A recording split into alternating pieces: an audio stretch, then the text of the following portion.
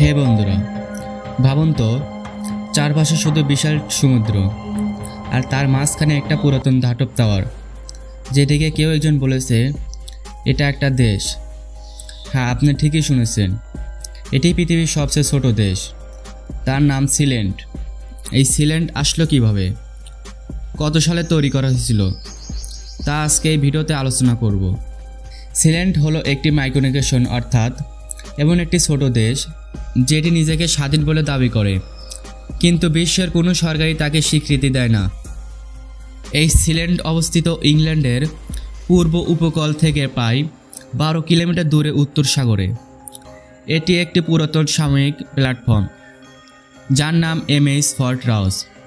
দ্বিতীয় বিশ্বযুদ্ধের সময় ব্রিটেন এটিকে তৈরি করেছিলেন শুধুমাত্র জার্মানদের সাবমেরিন ঠেকানোর জন্য। সব কিছু শুরু হয় 1967 সালে। একজন ব্রিটিশ রেডিও সম্প্রচারক পেডি বয়ের বেটোস এটি ফর্ট দখল করে এবং ঘোষণা দেন এটি একটি স্বাধীন দেশ। তিনি নিজেকে ঘোষণা করেন প্রিন্স অফ রয় সিল্যান্ড, মানে সিল্যান্ডের রাজপুত্র। তার স্ত্রী হয়ে যান রাজমাতা।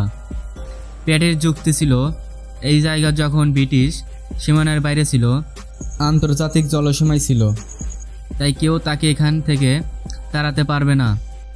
তিনি এখানে নিজস্ব পতাকা তৈরি করেন, পাসপোর্ট তৈরি করেন, এমনকি মুদ্রাও তৈরি করেন।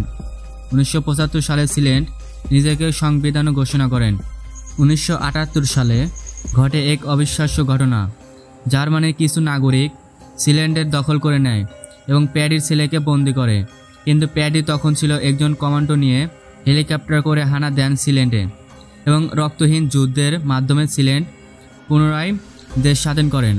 এমনকি তিনি বন্দীদের বিচার করে। সিল্যান্ড নিজেকে দেশ বললেও কোনো সরকার এটিকে স্বীকৃতি দেয়নি। তবে 2007 সালে একবার এটি বিক্রি করার চেষ্টা করেছিল। অনলাইনে একটি ঘোষণা আসে, সিল্যান্ড ফর সেল। দাম চাওয়া হয়েছিল প্রায় $6 কোটি।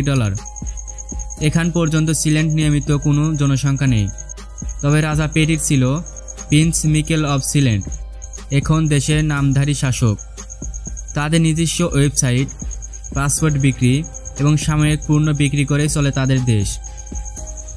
সাগরের মাঝে একটি প্ল্যাটফর্ম। কে বলেছে এটি স্বাধীন দেশ? এটা কি সম্ভব? অনেকে বলে এটি শুধুমাত্র নাটক, আবার অনেকে ব্যতিক্রম, স্বাধীনতার প্রতীক। তুমি কি মনে করো, সিল্যান্ড কি সত্যিকারের দেশ হতে পারে? কমেন্টে জানাও। এমনই অবিশ্বাস্য ও রহস্যময় কাহিনী পেতে আমাদের চ্যানেলটি সাবস্ক্রাইব করে রাখো। দেখা হবে পরের ভিডিও।